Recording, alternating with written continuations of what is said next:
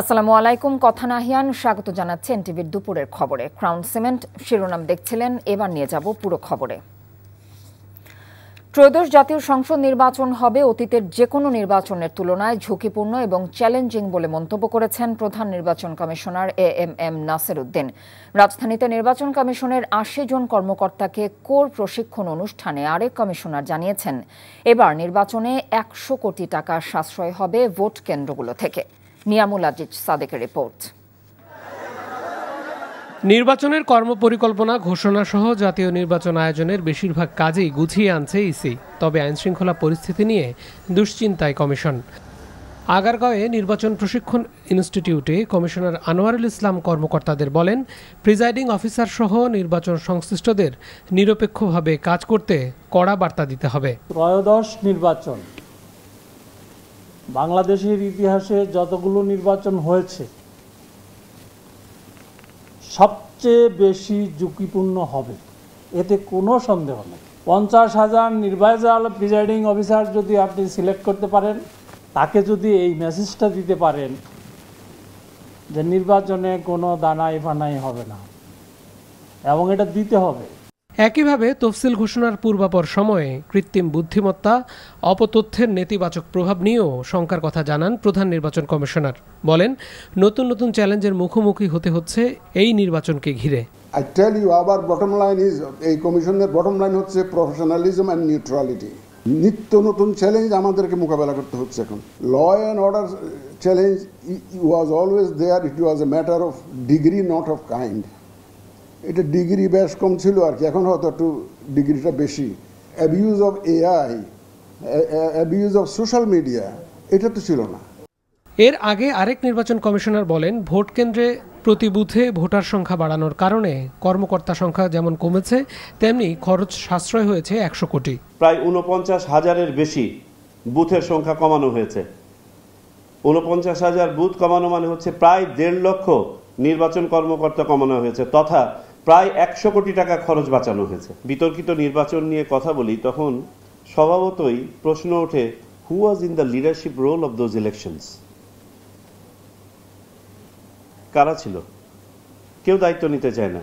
বক্তারা বলেন, নিরপেক্ষতা এবং পেশাদারিত্বের ক্ষেত্রে শতভাগ সজাগ থাকতে হবে নির্বাচন সংশ্লিষ্ট মাঠ পর্যায়ের কর্মকর্তাদের। না হলে আগের নির্বাচনগুলোর মতো এর দায়ও কমিশনের উপর বর্তাবে। Niamul Aziz Sadek, NTV news, Dhaka. সময় মতো নির্বাচন না হলে জাতি ক্ষতিগ্রস্ত হবে, ফ্যাসিবাদ ফিরে আসার সম্ভাবনা তৈরি হবে, তাই দ্রুত নির্বাচন দরকার বলে মন্তব্য করেছেন বিএনপি মহাসচিব মির্জা ফখরুল ইসলাম আলমগীর। বলেন, ষড়যন্ত্র চলছে মধ্যপন্থার ও উদারপন্থী রাজনীতি সরিয়ে দিয়ে উগ্রবাদের রাজনীতি প্রতিষ্ঠার। রক্তাক্ত জুলাই শীর্ষক বইয়ের মোড়ক উন্মোচন অনুষ্ঠানে এমন মন্তব্য করেন তিনি। বিস্তারিত ইফতেখার রেজার রিপোর্টে। জাতীয় প্রেস ক্লাবে সৈয়দা ফাতেমা সালাম রচিত রক্তাক্ত জুলাই শীর্ষক গ্রন্থের মোড়ক উন্মোচন ও প্রকাশনা অনুষ্ঠান আয়োজন করে ইতি প্রকাশন। বিএনপি মহাসচিব বলেন, বর্তমান যে অবস্থা তাতে জনগণ বিভ্রান্তির মধ্যে পড়ে যাচ্ছে। নির্বাচন নিয়ে দেখা দিচ্ছে শঙ্কা ও হতাশা। গণতান্ত্রিক উত্তরণের একটি রোডম্যাপ পাওয়ার জন্য অপেক্ষা করছে সবাই বলেও মন্তব্য করেন তিনি। আজকে যদি নির্বাচন বন্ধ করা হয় বা নির্বাচন না হয়, তাহলে এই জাতি প্রচণ্ড রকমের ক্ষতিগ্রস্ত হবে এবং ফ্যাসিবাদের ফিরে আসার সম্ভাবনা অনেক বাড়বে। আপনারা নিশ্চয়ই লক্ষ্য করছেন যে বিভিন্ন খান থেকে বিভিন্ন সময় অনেকেই চেষ্টা করছে এই ফ্যাসিবাদকে নিয়ে আবার কথা বলার জন্য। মির্জা ফখরুল বলেন, নির্বাচন নিয়ে চক্রান্ত চলছে, তা অতিক্রম করে ক্ষমতায় যেতে হবে বিএনপিকে। অনেক চক্রান্ত আছে, ষড়যন্ত্র আছে, সেগুলোকে ওভারকাম করে আপনাদের ঐক্য দিয়ে, আপনাদের ভালো কাজ দিয়ে আপনাদেরকে কিন্তু জনগণের কাছে যেতে হবে। একটা ষড়যন্ত্র চলছে, সেই ষড়যন্ত্রটা হচ্ছে যে এই মধ্যপন্থা রাজনীতি, উদারপন্থী রাজনীতি, উদারপন্থী গণতন্ত্র, তাকে সরিয়ে দিয়ে একটা উগ্রবাদের রাজনীতিকে নিয়ে আসা বাংলাদেশে।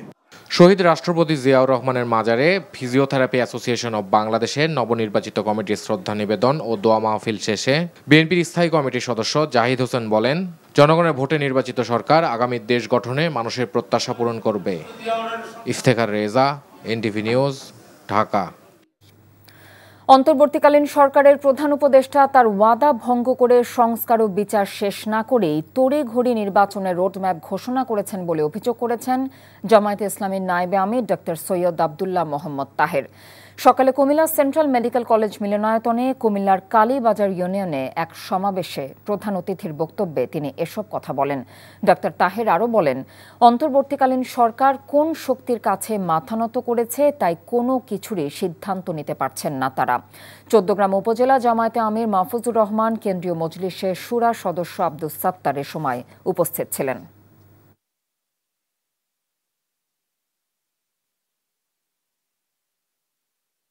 ইন্টারিম গভর্নমেন্ট থেকে আমরা জাতি আশা করেছিল, তারা কমিটমেন্ট দিয়ে আসছিল যে তারা নিরপেক্ষ থাকবে, কিন্তু প্রধান উপদেষ্টা তার ওয়াদা ভঙ্গ করে উনি মনে হয় কোনো শক্তির কাছে মাথা নত করে প্রভাবিত হয়ে আবার একটি পরিকল্পিত নির্বাচনের দিকে এগিয়ে যাচ্ছেন বলে দেশবাসীর সন্দেহ পোষণ করছে। আগামী 15 বছরের মধ্যে রোহিঙ্গা সংকট সমাধান করা না গেলে এটি কেবল বাংলাদেশের জন্য নয়, বরং এটি আঞ্চলিক চ্যালেঞ্জ হয়ে দাঁড়াবে বলে মন্তব্য করেছেন পররাষ্ট্র উপদেষ্টা মোহাম্মদ তৌহিদ হোসেন। রাজধানীর একটি হোটেলে আয়োজিত সংলাপে তিনি বলেন, অতীত থেকে শিক্ষা নিয়ে আগামীর রাজনীতিকে একটি পরিকল্পিত ধারার মধ্য দিয়ে যেতে হবে। চীন ও ভারতের নতুন সম্পর্ক ভূরাজনৈতিক পরিবর্তনের নতুন অধ্যায়ের শুরু বলেও মন্তব্য করেন পররাষ্ট্র উপদেষ্টা। সেলিম মালিকের রিপোর্ট। আগামী বাংলাদেশের রাজনীতি, অর্থনীতি ও ভৌগোলিক কৌশল কেমন হওয়া উচিত এ নিয়ে Dhaka institute of research and অ্যানালিটিক্সের আয়োজনে 2 দিনের কনফারেন্সের উদ্বোধনী অনুষ্ঠানে পররাষ্ট্র উপদেষ্টা জানান, 8 বছর ধরে রোহিঙ্গা সংকটের ঘানি টানছে বাংলাদেশ। একটি পরিকল্পনা নিয়ে এই সংকটের সমাধান করা না গেলে কেবল বাংলাদেশ নয়, গোটা অঞ্চলকেই ভুগতে হবে। 8 বছর ধরে চলা রোহিঙ্গা সংকটের সমাধান হয়নি। যেসব ছেলেমেয়ে 5 কিংবা 10 বছর বয়সে কক্সবাজার ক্যাম্পে ঢুকেছিল, এখন তাদের বয়স 20-র কাছাকাছি। তারা ক্যাম্পেই আটকে আছে। এই জাতিগত সংকটের সমাধানে আমাদের অন্তত 15 বছরের পরিকল্পনা নিতে হবে। ট্রাম্পের শুল্ক নীতিকে কেন্দ্র করে ভারত ও চীনের সম্পর্ক নতুন মোড় নিচ্ছে জানিয়ে তিনি বলেন, এই সম্পর্ক ভূরাজনৈতিক পরিবর্তনের দিকে নিয়ে যাবে। ভারত আর চীনের প্রধানমন্ত্রী কথা বলেছেন। এতে দেখা যাচ্ছে এশিয়ার শতাব্দী এখন আর শুধু ধারণা নয়, একেবারে নিশ্চিত। সামনে ভৌগোলিক নয়, আসলে ভূ রাজনৈতিক বড় পরিবর্তন আমরা দেখতে যাচ্ছি। অতীত থেকে শিক্ষা নিয়ে আগামীর বাংলাদেশে পরিকল্পিত ধারায় রাজনীতি করতে হবে বলেও জানান পররাষ্ট্র উপদেষ্টা। It is a problem that is thrust on Bangladesh. And as of today, it's a problem of Bangladesh. বাংলাদেশের রাজনীতি আগামী 15 বছর একটি চমৎকার ধারার মধ্য দিয়ে যেতে হবে। যে পরিবর্তন শুরু হয়েছে সেটি থেকে আমাদের শিক্ষা নিতে হবে। দেশের প্রাথমিক বিদ্যালয় শেষ করেও 30% শিক্ষার্থী ঠিকমতো বাংলা পড়তে পারে না বলে মন্তব্য করেন পররাষ্ট্র উপদেষ্টা। বলেন, আগামীতে শিক্ষার মান বৃদ্ধির দিকে অধিক মনোযোগী হতে হবে। সেলিম মালিক, এনটিভি নিউজ, ঢাকা। ঢাকা বিশ্ববিদ্যালয়ে কেন্দ্রীয় ছাত্র সংসদ ডাকসু নির্বাচনে প্রচারণার আজ 4র্থ দিন। এই মুহূর্তে ঢাকা বিশ্ববিদ্যালয় এলাকায় আছেন সহকর্মী নূর হোসেন, সরাসরি যুক্ত হচ্ছে তার সাথে। নূর, শুক্রবারেও প্রার্থীরা কি প্রচারণা চালাচ্ছেন? এই বিষয়ে কি তথ্য আছে আপনার কাছে?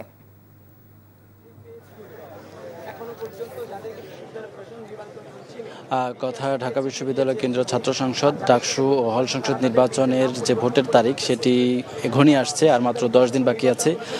এই ভোটকে উপলক্ষ করে বিশ্ববিদ্যালয়ে যারা কেন্দ্রীয় সংসদ এবং হল সংসদগুলোতে যারা প্রার্থী হয়েছেন তারা শুক্রবারও ভোটার যারা রয়েছেন তাদের কাছে যাচ্ছেন, তাদের কাছে ভোট চাইছেন। তাদের যে ইশতেহার, তাদের যে পরিকল্পনা, তাদের যে কর্মসূচি সেসব তারা তুলে ধরছেন। সকাল থেকে আমরা ক্যাম্পাসের বিভিন্ন হলে ঘুরে দেখেছি। হলের যারা প্রার্থী হয়েছেন জুমার নামাজের আগে এবং জুমার নামাজের পরে তারা হলের যেই আবাসিক ভোটাররা রয়েছেন তাদের কাছে গিয়েছেন, তাদের কাছে তাদের যে ইশতেহার লিফলেট সেগুলো তারা বিতরণ করছেন এবং ভোট চাইছেন।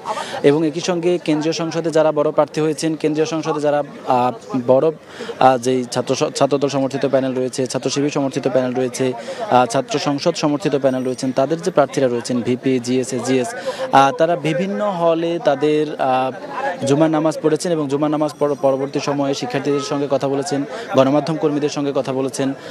ছাত্রদল সমর্থিত প্যানেলের প্রার্থী যারা রয়েছেন, ভিপি প্রার্থী আবিদুল ইসলাম খান, তিনি বিশ্ববিদ্যালয়ের যে বিজয় 71 হল রয়েছে সেই হলে নামাজ পড়েছেন এবং সেখানকার আবাসিক শিক্ষার্থী যারা রয়েছেন তাদের সঙ্গে মতবিনিময় করেছেন এবং মতবিনিময় শেষে সাংবাদিকদের সঙ্গে কথা বলেছেন। সাংবাদিকদের তিনি এখনও বলছেন যে অনলাইনে ছাত্রদলের প্রার্থী যারা রয়েছে তাদেরকে ঘিরে নিয়মিত গুজব ছড়ানো হচ্ছে, অপপ্রচার ছড়ানো হচ্ছে। আর ছাত্র শিবিরের প্রার্থী যারা রয়েছেন তারা ভিপি এক মসজিদে, জিএস আরেক মসজিদে এবং এজিএস আরেকটি মসজিদে, তিনজন তিন মসজিদে আজকে শিক্ষার্থীদের সঙ্গে কথা বলছেন। তারা বিকেলের মধ্যে হয়তো সাংবাদিকদের সঙ্গে কথা বলবেন বা সাংবাদিকদের কাছে তাদের যেই কর্মসূচি অথবা তাদের যে ইশতেহারের বিষয় সেসব বিষয়ে আমরা জানতে পারবো। এছাড়া গণতান্ত্রিক ছাত্র সংসদের যে প্যানেল রয়েছে তারাও হলের ক্যাম্পাসের বিভিন্ন হলে নামাজ পড়ছেন এবং তাদের যেই শিক্ষার্থীদের সঙ্গে জনসংযোগ এবং ভোট চাওয়া সেটি চালিয়ে যাচ্ছেন। শুক্রবারেও ক্যাম্পাস মোটামুটি উৎসব মুখর পরিবেশ বিরাজ করছে বলে দেখতে পাচ্ছি। শাহবাগ থানার সন্ত্রাস বিরোধী আইনে গ্রেফতার আওয়ামী লীগের সাবেক মন্ত্রী আব্দুল লতিফ সিদ্দিকী, ঢাকা বিশ্ববিদ্যালয়ের অধ্যাপক শেখ হাফিজুর রহমান সহ 16 জনকে কারাগারে পাঠানোর নির্দেশ দিয়েছে আদালত। সকালে ঢাকার মুখ্য মহানগর হাকিম আদালতে উভয় পক্ষের শুনানি শেষে এই নির্দেশ দিয়েছে আদালত। রাষ্ট্রপক্ষের আইনজীবীরা জানিয়েছেন, মঞ্চ 71 সংগঠনের ব্যানারে স্বৈরাচার শেখ হাসিনাকে ফিরিয়ে আনার ষড়যন্ত্র করতে আসামিরা সেখানে জড়ো হয়েছিলেন। তারা প্রত্যেকেই কার্যক্রম নিষিদ্ধ আওয়ামী লীগের সাবেক নেতা এবং কর্মী। আওয়ামী লীগকে ফিরিয়ে আনার নীল নকশায় জড়িত। এদিকে আসামি পক্ষের আইনজীবীদের অভিযোগ, তাদেরকে গ্রেফতার করে মানহানির পর আবার সন্ত্রাস বিরোধী আইনে মামলা করা হয়েছে, যা স্বাধীন মত প্রকাশের পরিপন্থী। যে আইনে তাদেরকে গ্রেফতার করা হয়েছে এ ধরনের কোনো কর্মকাণ্ডে তারা জড়িত নয় বলেও দাবি করেন আসামি পক্ষের আইনজীবী। মামলায় আরো 70-80 জনের নাম আছে। অলরেডি লতিফ সিদ্দিকে বলে ফেলেছেন এখানে জেডাই খান পান্নার সম্পৃক্ততা আছে। আমরা যখন সবাইকে রিমান্ডে নিব বা গুরুত্বপূর্ণ আসামিদেরকে রিমান্ডে নিব, তখন জেডাই খান পান্না সহ আরো অনেকের নামও উঠে আসবে। 33 যে আর্টিকেল রয়েছে সংবিধানের, সেখানে যে ধরনের অধিকার দেওয়া হয়েছে সেটা সম্পূর্ণ আকারে লঙ্ঘন হয়েছে। এই লতিফ সিদ্দিকী কারো ওকালতনামাতে পর্যন্ত সাইন করে নাই। তিনি বলেছেন এখানে আমি ন্যায় বিচার পাবো না, এখানে আমি কোনো সাইনও করব না। অন্তর্বর্তী সরকারের গুম প্রতিরোধ, প্রতিকার ও সুরক্ষা অধ্যাদেশে 2025-এর খসড়া নিয়ে উদ্বেগ জানিয়েছেন ঢাকাস্থ জাতিসংঘ আবাসিক সমন্বয় কার্যালয়ের মানবাধিকার বিষয়ক উপদেষ্টা হুমা খান। তিনি বলেন, আইনের যে খসড়া তৈরি করা হয়েছে সেখানে বৃহৎ পরিসরে পরামর্শ অন্তর্ভুক্ত করা হয়নি।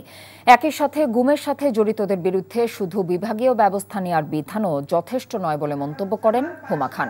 রাজধানীর প্রেস ক্লাবে গুমের শিকার ব্যক্তিদের স্মরণে আয়োজিত আলোচনা সভায় এসব কথা বলেন তিনি। এ সময় গুম কমিশনের প্রধান নূর খান লিটন দেশে গুমের সংস্কৃতি বন্ধ করার আহ্বান জানিয়েছেন। বলেন, মব সংস্কৃতির মাধ্যমে আবারও দেশে ফ্যাসিজম ফিরে আসার সুযোগ তৈরি হচ্ছে। গুম প্রতিরোধে যে আইনের খসড়া তৈরি করা হয়েছে তাতে যথেষ্ট উদ্বেগ রয়েছে। এখানে সকলের পরামর্শের প্রতিফলন প্রয়োজন ছিল। গুমের ঘটনার সাথে যারা জড়িত তাদের বিরুদ্ধে যে বিভাগীয় শাস্তির বিধান করা হচ্ছে তা যথেষ্ট নয়।